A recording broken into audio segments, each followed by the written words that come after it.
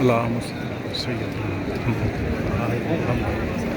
اللهم صل على سيدنا محمد وعلى آل سيدنا محمد मुबारक वसल्लम। लख शुक्र मालिक जा तवाफ़ जो आख़िरी फेरो आहे, ॾियूं था पिया मां ऐं मुंहिंजी घरवारी, मुंहिंजा मौला काबतुल्लाह जे सदके जन जन मुंहिंजी मदद कई आहे। उन्हनि में पहिरियों नंबर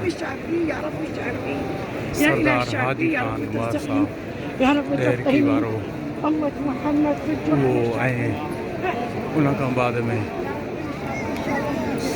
नसरुल्लाह खुसो साहब जंहिं मुंहिंजी मदद कई, मूंखे वठी वियो उन प्रोग्राम में। ऐं उन खां पोइ साहिब ॾिनो चाचड़ जंहिं मुंहिंजी मदद कई, साईं हाजी ख़ान जे प्रोग्राम में वठी वियो। ऐं अब्दुसत्तार ओगाई जन मूंखे संगत सलाह करे उस्ताद पठान मार खे ऐं मूंखे घुरायो। हज़रत नूर पीर वारी कचहरी सुगड़ाए पजी में नूर पीर रहमतुल्लाह अलैह वॾो अलाह वारो दरगाह वारो सरदार आहे।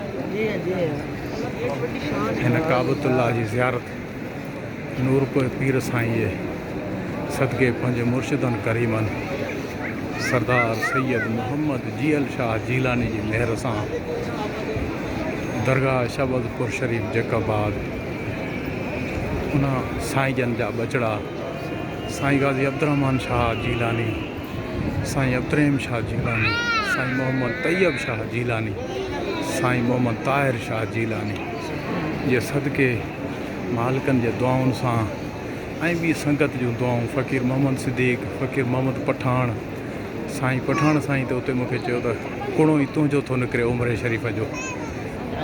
ऐं ॿी संगत पीरी प्यारा फ़क़ीर मोहम्मद सिद्दीक़ पंहिंजे बचन खां दुआऊं घुरायूं घर में त मूंखे उमिरो नसीब थिए। अञा रवाना थियूं पिया त फ़क़ीर साईं घरनि बचन खां दुआऊं घुरायूं।